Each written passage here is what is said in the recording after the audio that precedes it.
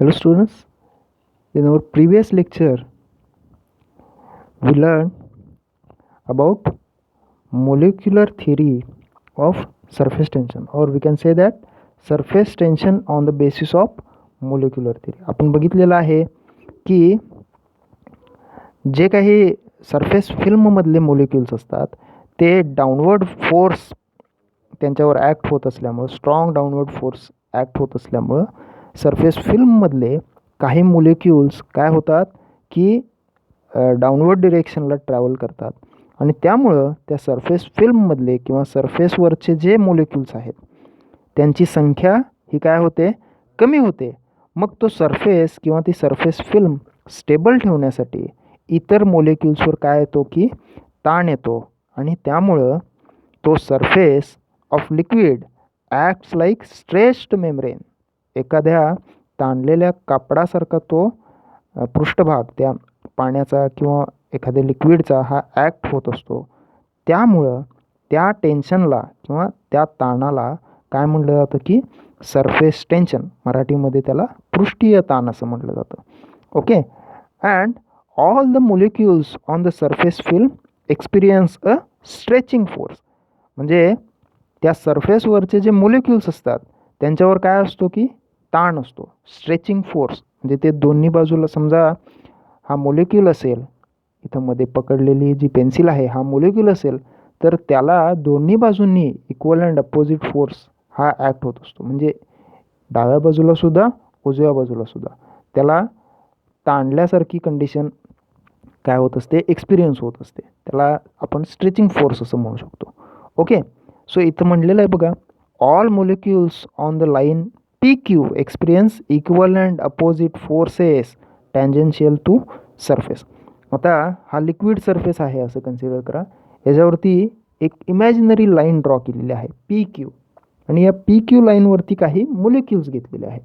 आता सपोज हा मोलिक्यूल असेल, हा मोलिक्यूल असेल किंवा हा मोलिक्यूल असेल. या मोलिक्यूलवर इथल्या सरफेसवरचे मोलिक्यूल कमी झाल्यामुळं इकडचे आणि इकडचे मोलिक्युल्स काय करत असतात, अट्रॅक्टिव्ह फोर्स किंवा त्याला आपण स्ट्रेचिंग फोर्स असं म्हणू शकतो की अप्लाय करत असतात. त्यामुळं हा जो मोलिक्यूल आहे इथला असेल किंवा इथला असेल, हे मोलिक्यूल काय करत असतात, एक प्रकारचा ताण एक्सपिरियन्स करत असतात बिकॉज ऑफ स्ट्रेचिंग फोर्स. आणि या ताणलेल्या कंडिशनमध्ये हे मोलिक्यूल असल्यामुळं हे जे सरफेस आहे, सरफेस ऑफ लिक्विड, हे स्ट्रेच्ड मेम्ब्रेनसारखं काम करत असतं. आणि हे फक्त सरफेसवर किंवा सरफेस फिल्मवर फक्त आपल्याला ऑब्झर्व होत असल्यामुळं त्याला सरफेस टेन्शन, पृष्ठीय ताण असं म्हटलं जातं.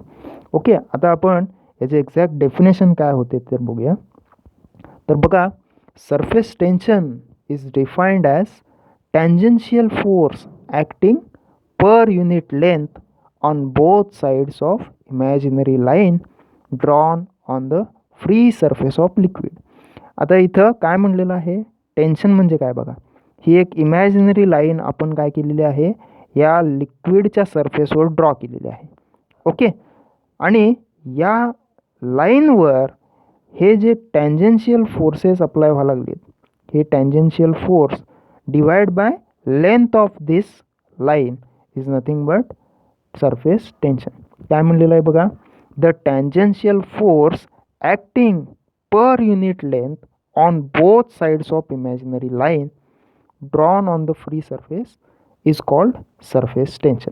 ओके, या इमॅजिनरी लाईनच्या दोन्ही साईडला हा स्ट्रेचिंग फोर्स जो अप्लाय व्हायला लागला आहे, या स्ट्रेचिंग फोर्सला या लेंथनं डिवाइड केलं तर आपल्याला काय मिळेल, surface tension. Okay, so tension T is equal to force upon length. आपण प्रेशरसुद्धा बघितलेलं आहे. प्रेशर आणि सरफेस टेन्शनमध्ये एवढाच फरक आहे की pressure is equal to force upon area आणि tension is equal to force upon length, force per unit length. Okay, so here tension is equal to tangential force per unit length. Okay, tangential force per unit length म्हणजे काय असणार आहे, tension. मग आता तुम्ही S I unit of tension easily सांगू शकाल. फोर्सचं एस आय युनिट आहे न्यूटन आणि लेंथचं युनिट आहे मीटर. सो टेन्शनचं SI युनिट आहे newton per metre. Okay, and its dimensions are given here L⁻0, M⁻1, T⁻². हे तुम्ही फॉर्म्युल्यामध्ये पुट करून सुद्धा काय करू शकता, फाइंड आउट करू शकता. ओके, लक्षात ठेवण्याची काही गरज नाही. परंतु dimensions of tension is equal to L⁻0, M⁻1, T⁻². Okay, so this is the definition of surface tension. काय सांगाल definition of surface tension? Surface tension is defined as tangential force acting per unit length on both sides of imaginary line drawn on the free surface of liquid. किंवा easily तुम्ही एवढं म्हणू शकता, surface tension is defined as tangential force per unit length. Okay, tangential force per unit length is nothing but surface tension. एवढं जरी सांगितलं तरी it is right. Okay, आता नेक्स्ट पॉईंट आहे याच्यामधला आपल्याला बघायचं आहे सरफेस एनर्जी. ओके, आपण बघितलेलं आहे आता सरफेस टेन्शन म्हणजे काय, आता सरफेस एनर्जी. ओके, आता आपण बघितलेलं आहे की सरफेसवरचे मोलिक्यूल किंवा सरफेस फिल्मवरचे जे मोलिक्यूल्स असतात ते काय असतात, स्ट्रेच किंवा त्यांच्यावर एक फोर्स ॲक्ट होत असतो, स्ट्रेचिंग फोर्स. आणि त्याच्यामुळं ते मोलिक्युल्स काय असतात की possess extra potential energy as compared to molecules inside the liquid.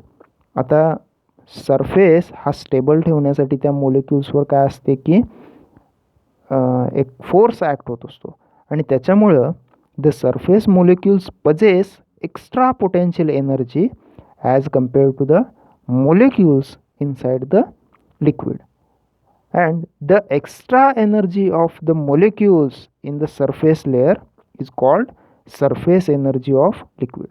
आता ह्या सरफेसवरच्या मोलिक्यूलकडे जी एक्स्ट्रा एनर्जी असते त्या एक्स्ट्रा एनर्जीमुळं या सरफेस लेअरवरच्या मोलिक्यूलकडे असणाऱ्या एक्स्ट्रा एनर्जीमुळं सरफेसच्या एनर्जीला काय म्हटलं जातं की surface energy of liquid. Okay, आता आपल्याला हे आपण 11th स्टँडर्डला सुद्धा स्टडी केलेलं आहे किंवा आपल्याला माहिती आहे की any system tries to attain a state of minimum potential energy. म्हणजे कुठल्याही सिस्टीमला एका मिनिमम पोटेन्शियल एनर्जीला राहण्याची काय असते की म्हणजे टेंडन्सी असते. कुठली सिस्टीम ही मिनिमम पोटेन्शियल एनर्जीला येण्याचा ट्राय करत असते. काय म्हणजे फॉर एक्झाम्पल आता मी हे बुक या सरफेसवर ठेवलेलं आहे, it is in its minimum potential energy. समजा मी हे बुक लिफ्ट केलं तर त्याची पोटेन्शियल एनर्जी काय होते की वाढते.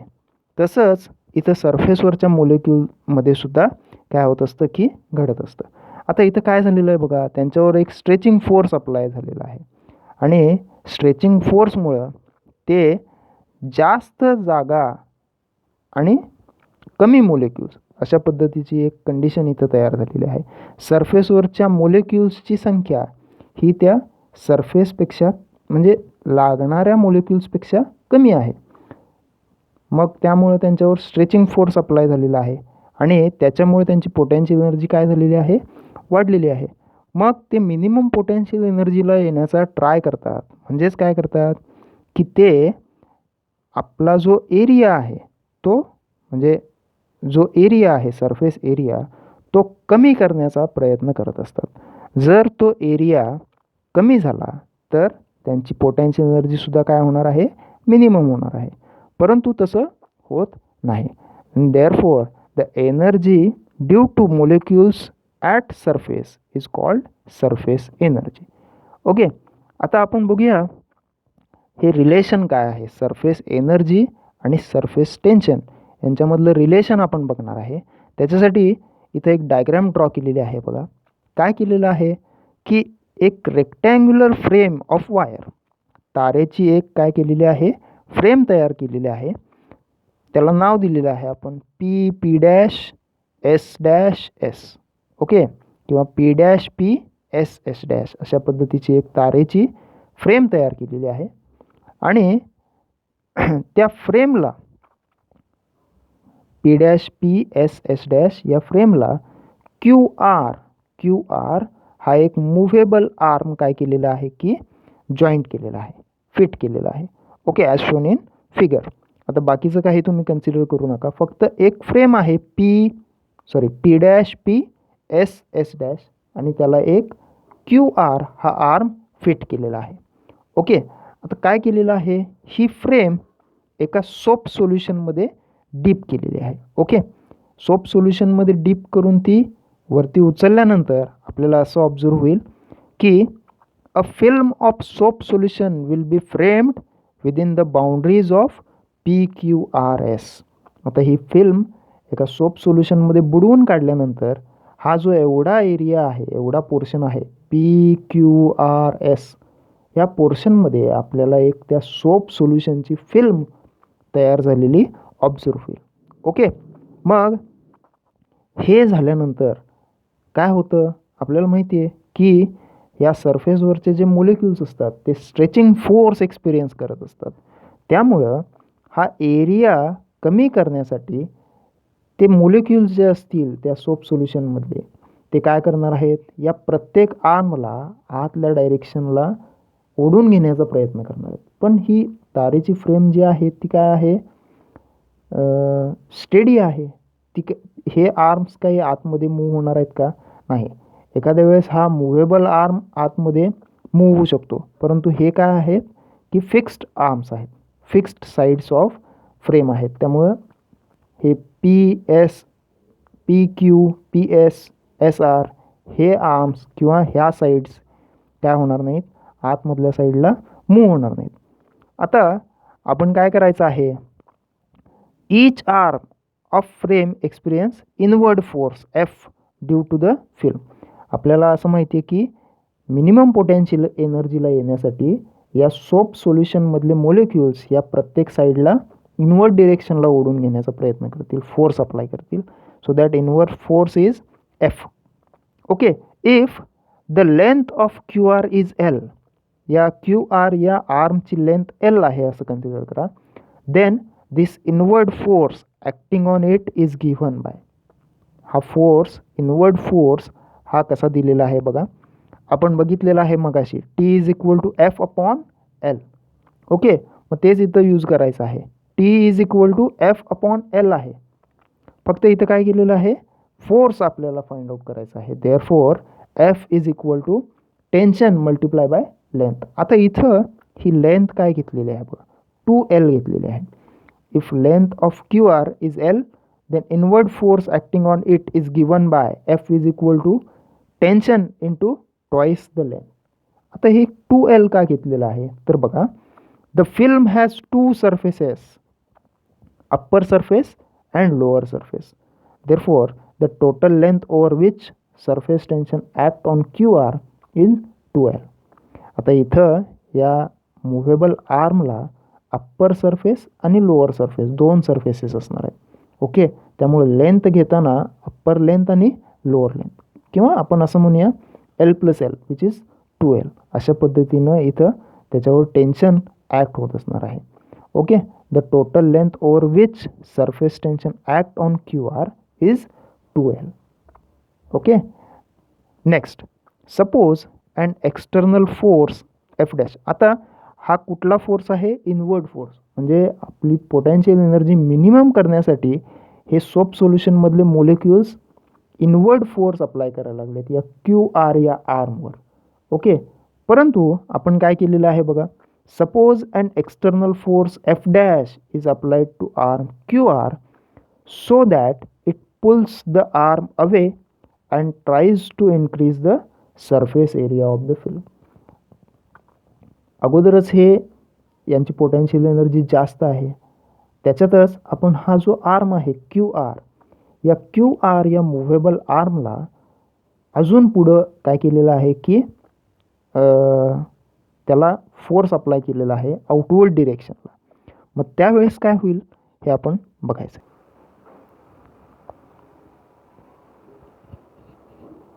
Okay, the arm QR moves to Q', R' through distance dx. हे बघा, QR हा आर्म कुठंपर्यंत मूव्ह केलेला आहे, क्यू डॅश आर डॅशपर्यंत. ओके, आणि त्यानं किती डिस्टन्स कवर केलं आहे, D x. Therefore work done against force, आता हा जो फोर्स इंटरनल फोर्स आतल्या डायरेक्शनला जो फोर्स ॲक्ट होत होता त्या फोर्सच्या अगेन्स्ट काय केलेलं आहे की वर्क केलेलं आहे. त्या वर्कमुळं काय झालेलं आहे बघा, आपल्याला इथं दिसतंय D W is equal to F dash into D X. Okay, म्हणजे फोर्सच्या अगेन्स्ट जे वर्क केलेलं आहे ते वर्क इथं दिलेलं आहे D W is equal to F dash into D X. पण आपल्याला माहिती आहे equation 1 gives force is equal to tension into 2L, T into 2L, F is equal to T into 2L. Okay, actually हे टेन्शनचा formula आहे, T is equal to F upon L. आता हे 2L का घेतलं हे आपण बघितलेलं आहे. Okay, so by using equation 1 D W work done is equal to T into 2L into D X असं घेतलेलं आहे. ओके, आता मी मुद्दाम हे 2L इंटू डी एक्स एका ब्रॅकेटमध्ये काय केलेलं आहे, पुट केलेलं आहे. का, कारण 2L into D X is equal to D A. आता हे कसं आलं तर बघा, ओके, हा जो आर्म आहे क्यू आर याची लेंथ आहे 2L असं आपण कन्सिडर केलेलं आहे. ओके, आणि आरपासून आर डॅश किंवा आपण क्यूपासून क्यू डॅश घेऊया, हे डिस्टन्स आहे D X. Okay, so Q R and R R dash या काय झाल्या, या रेक्टँगलच्या दोन साईड्स झाल्या. Okay, so therefore 2L into D X is nothing but area of this rectangle. Okay, म्हणजे डी एक्स इंटू 2L हा काय झाला, या रेक्टँगलचा area which is D A. Okay okay, मग आपण काय करणार आहे, हा एरिया या इक्वेशनमध्ये पुट करणार आहे. Okay, therefore D W means work done is given by tension into D A, T into D A. Okay, this work done in stretching the film is stored in the area dA of the film as its potential energy. आता बघा, हे जे work done केलेलं आहे to stretch the film, आता Q R हा arm पुढं pull करण्यासाठी काहीतरी वर्क करावं लागलं. That work is stored in the area D A of film. म्हणजे तो आपण क्यू आर हा आर्म क्यू डॅश आर डॅशपर्यंत मूव्ह केल्यानंतर जो एरिया आपल्याला मिळेल त्या एरियामध्ये हे वर्क जे केलेलं आहे ते पोटॅन्शियल एनर्जीच्या फॉर्ममध्ये स्टोअर केलं जाईल. And this energy is called surface energy. त्या एनर्जीलाच काय म्हटलं जातं, surface energy. Therefore we can write, इथं आपण जे वर्क डन घेतलेलं आहे तेच पोटॅन्शियल एनर्जीच्या फॉर्ममध्ये स्टोअर होतं. Therefore we can write surface energy is equal to T into D A. म्हणजे सरफेस एनर्जीचा फॉर्म्युला काय झाला, tension into area. Okay, this is your equation number 2. Therefore we can write tension T is equal to surface energy per unit area और surface energy divide by D A. Okay, thus surface tension is equal to surface energy per unit area. We can say that surface tension is equal to surface energy per unit area. Okay, so this is the relation between surface tension and surface energy. Surface tension is equal to surface energy per unit area, or if you want to find surface energy, then surface energy is equal to tension into area. Okay, let's stop here.